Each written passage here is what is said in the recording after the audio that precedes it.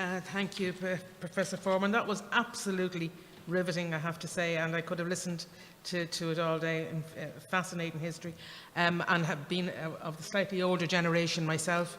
I remember so many of those times, those campaigns, was involved in some, and was fascinated to see a report that I authored in 1996 as one of your images there. So it's a small world that we live in. But thank you very much. That was just fascinating. Thank you very much. I'm going to call on our next speaker now, who is Tonie. Where's Tonie Walsh? So Tonie's going to talk about sort of a person living with HIV, and he'll be calling for a national AIDS memorial. A little bit about Tonie. He's an activist and a DJ. He's been tireless in the pursuit of LGBT rights. He was founding editor of Gay Community News, and he's the creator and curator of the Irish Queer Archive. Tonie has consistently called for the building of an Irish AIDS memorial as a place of memory, reconciliation and awareness of the impact of AIDS in Ireland. So can I call on Tonie to give his presentation?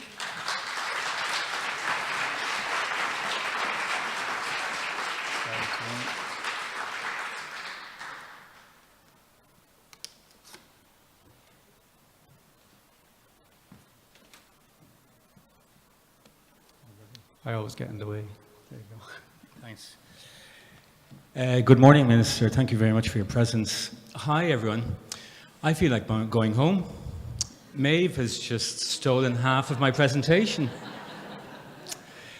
Yeah, it was actually quite extraordinary and quite gut-wrenchingly poignant in places, you know, because in the midst of all of the timeline, the bits that there was a certain amount of time traveling for any of us of a certain vintage who lived through that period, you know.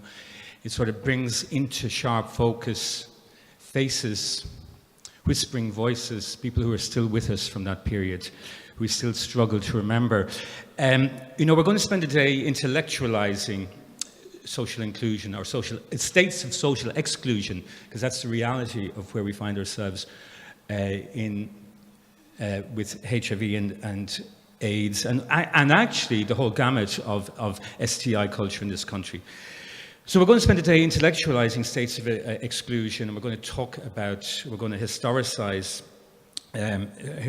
that experience.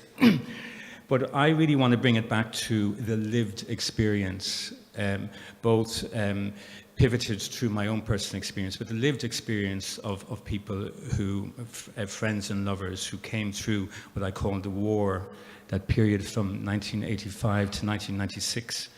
And of course, as we all know, I don't need to remind you, it still isn't over. You know, people are dying in shocking numbers in places like sub-Saharan Africa or Ukraine, where I've just come from, and dying for all of the same reasons that people died in Ireland 30 years ago. And we, of course, not all of us, but we as a society imagine that that doesn't affect us any longer, and of course it does. I want to share with you talking about sort of humanizing the experience that we lived through, to share with you three stock stereotypes. I represent one of them. I'm 57.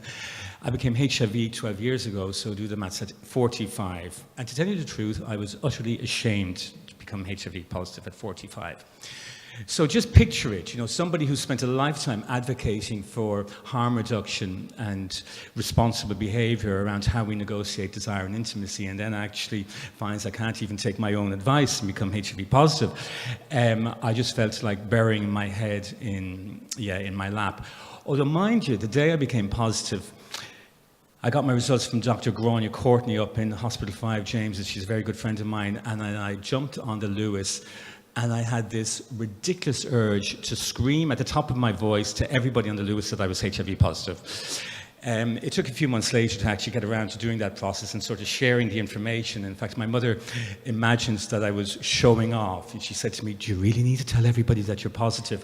Not because she felt she was sort of subject to any sort of taboo, sense of personal taboo or shame herself, but she just didn't feel it was sort of cool to be talking about sex. And sort of therein is one of the sort of problems we're faced in Irish society, the way, and again, Maeve has repeatedly come back to the awkwardness that we approach any discussion around intimacy, any discussion around sexual behavior.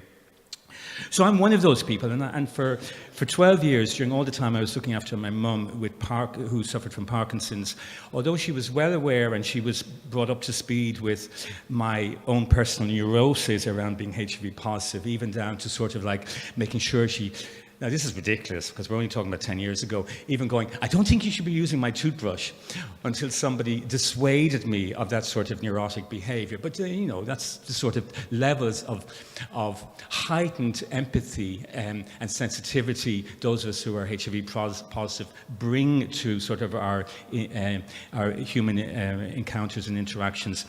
But I was hugely ashamed of being HIV positive. Not of being HIV positive, but how I became positive. And all the time that my mother was alive, I just couldn't bring myself to actually go public about it, because I just knew it would have devastated her. And you know what? I also sort of grappled with how necessary, or if it was necessary, to talk about the means of my infection. And of course, I would subscribe, like all the rest of you, to the notion that, of course, it's nobody's business how we become HIV positive. And if anything, we need to absolutely bury the sort of culture of victimhood, the hierarchy of victimhood that usually surrounds any type of disclosure, any conversation around the disclosure of infection. We've seen that, any of us who lived through the 80s have seen how, those who had intravenous drug users, or people who, not intravenous drug users, but people who became HIV positive as a result of infected blood products, managed to acquire some sort of blameless, angelic quality status to their infection, while the rest of us, the IV drug users and the homos, were sort of tacitly deserved to actually be infected. So I was quite reluctant to, I would be reluctant to sort of go down that route. But because I was actually raped, I just decided, you know what, we need to start talking. We need to start talking on a more sort of a broader level about consent. We need to start talking about how we negotiate desire and intimacy. Because, of course, if we're having grown-up conversations around how we negotiate desire and intimacy, well, then women wouldn't be actually running off with crisis pregnancies looking for abortions. We wouldn't be scrambling for the morning after pill or whatever. We wouldn't be scrambling for PrEP. And I really think, it's time to sort of own this conversation. It's time to sort of ask ourselves, all of us, gay, hetero, bisexual, transgendered, what type of culture do we want that's going to a sexual health education culture and strategy that will enable us to have finally grown-up conversations around how we negotiate desire and intimacy. That's the rub. And if I had been enabled enough at the age of 45, or empowered enough, I'd like to think I was like superannuated when it came to sort of deciding what I wanted to do and what I didn't want to do. But even I sort of find myself in a situation where I'm actually raped, and then I have to sort of scramble to sort of deal with the aftermath of that. The other two stock stereotypes are in my head, and they represent stock stereotypes, but they're real people. There's a friend of mine, he's a retired train driver, so he's in his early 70s now. And Noel, like me, lost about 2/3 of his friends and lovers during the war. And on the few occasions that we managed to get together now, because I don't live in Dublin, and we revisit that past, and we remember our lost friends and lovers, he's still bristling with anger and grief. A very palpable, destructive anger and grief.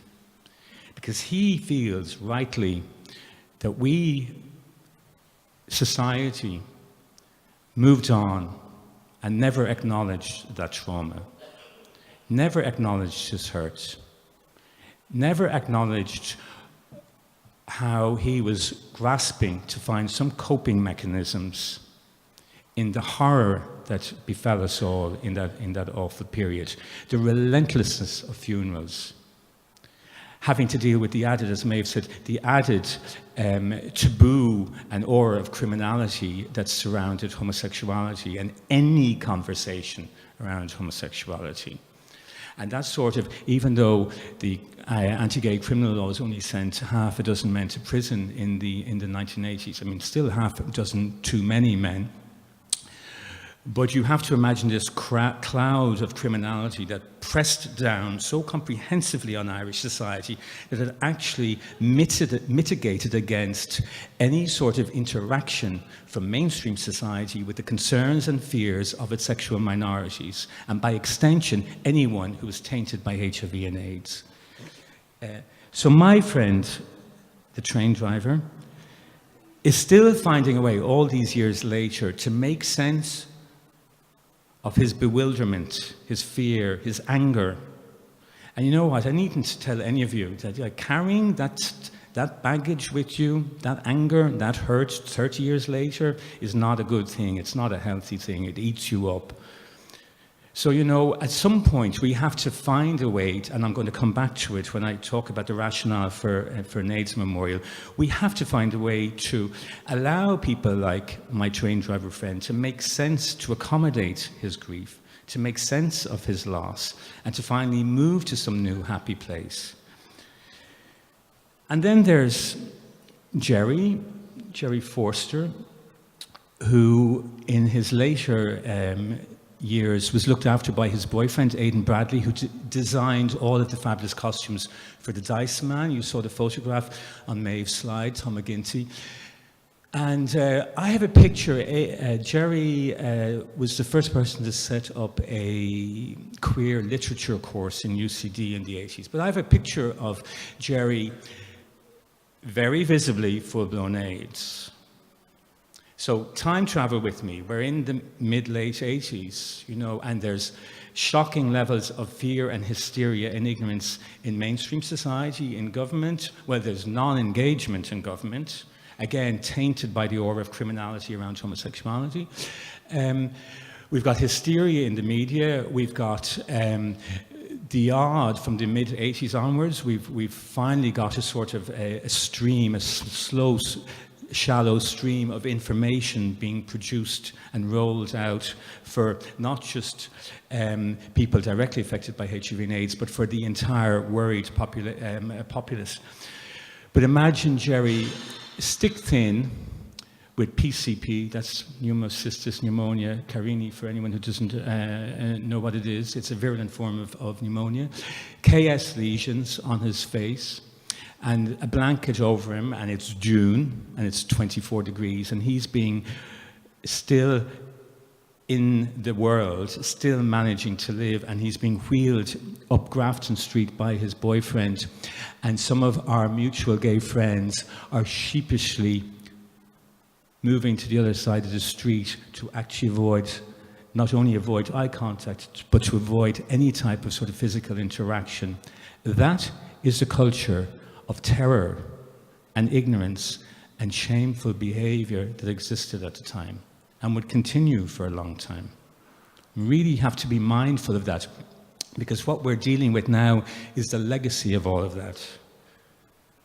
You know, the more extreme elements of that sort of shame and ignorance and hysteria may have evaporated, but there's still residues, as we all know, there's still residues and echoes of it with us, and we're still dealing with the legacy of it, which I'm going to come back to. So I'm sort of like grappling with how do we quantify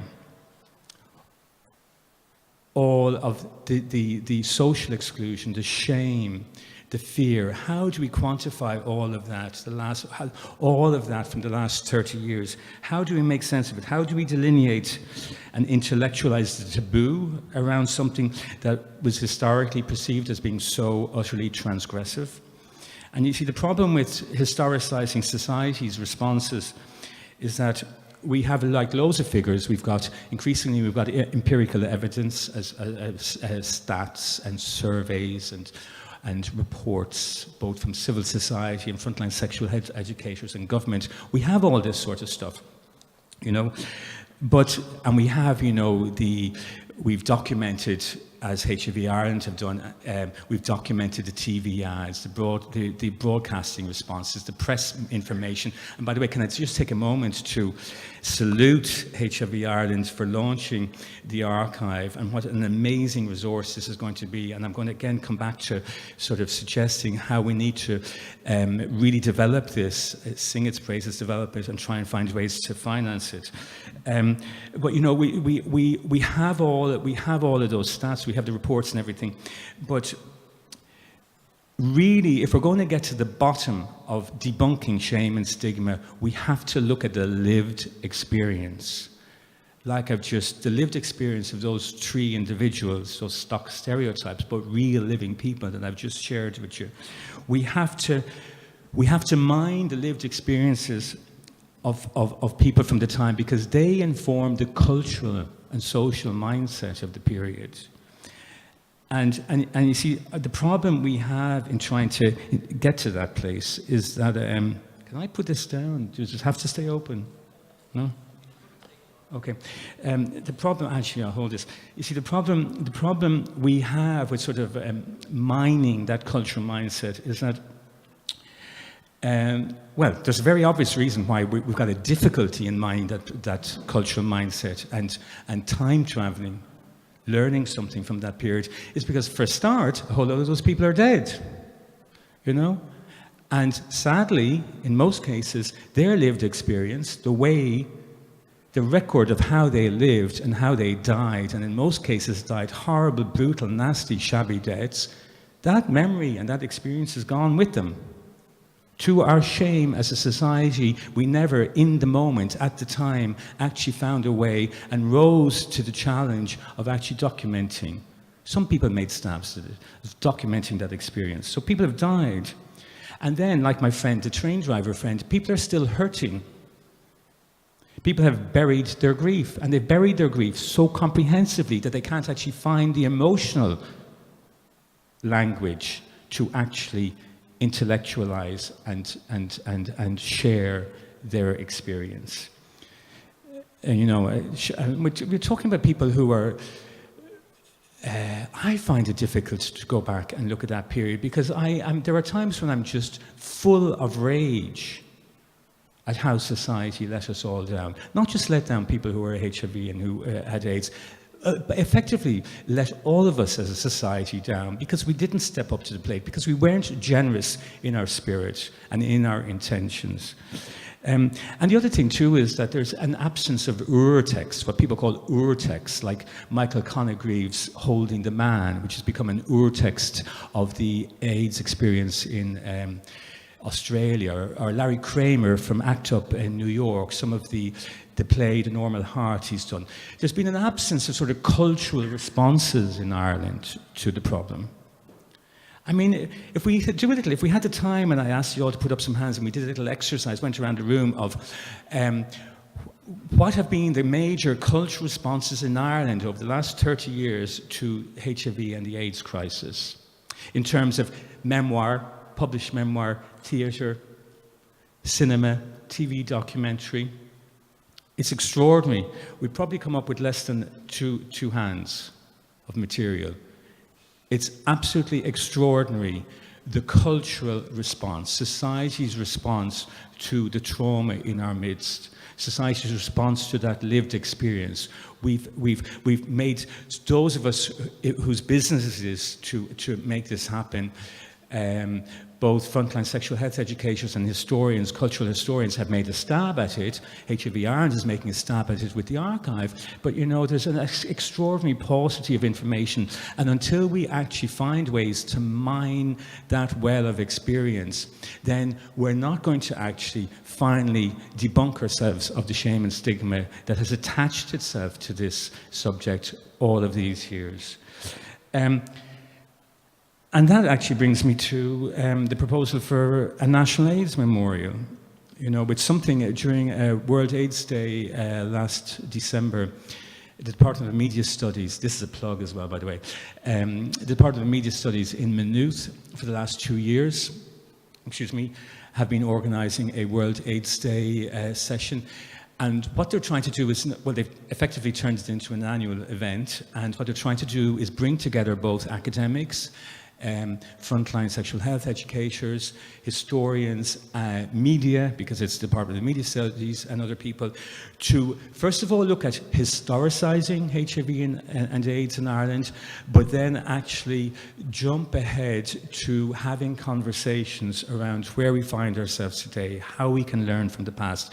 And I know lots of you are sort of booked up and have pledged yourself to other projects on World AIDS Day, December the 1st, but if you've nothing better to do, I really suggest you get yourself down to the Untitled building in Maynooth. It's going to be a 2-day affair this year. There are poetry readings. There's some really cogent keynote presentations, and you'll be hearing more about it. But it was at last year's seminar that I gave a paper and I launched, essentially spelled out my rationale for an Irish AIDS memorial. And I have to say, I haven't really done much about it in the intervening months until I had a conversation with Susan Donnellan and Niall Mulligan and others in HIV Ireland, and indeed some of my colleagues in ACT UP Dublin. And I'm delighted to see that the idea is beginning to grow legs. But I think to take it a little bit further, I'd like to share with you my sort of rationale, my sort of vision for an Irish AIDS memorial. So you have to ask yourself, well, what is its purpose and its legacy? You know, we build this thing, we design it and everything else. What is it? What's its purpose? And I think, well, for a start, the obvious thing is we preserve the legacy of the AIDS crisis. It's really important. As my drag queen friend Panty always says to the baby gays, you can't know where you're going if you don't know where you've come from. In the same way, we need to preserve the legacy of the AIDS crisis to actually allow us to embrace the place we find ourselves in right now, and to then armor ourselves intellectually and socially and medically and in every other way to actually take us to a new and happy place in the future. We need to start the ritual work of reconciliation and awareness that is so important to developing what I think is a much more holistic sexual health education culture in this country.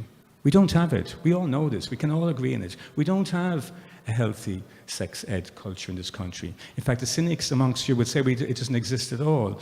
So we need to develop a much more healthier health education process. And in doing that, we will help debunk the last remaining vestiges of shame, guilt, and trauma that surround that subject.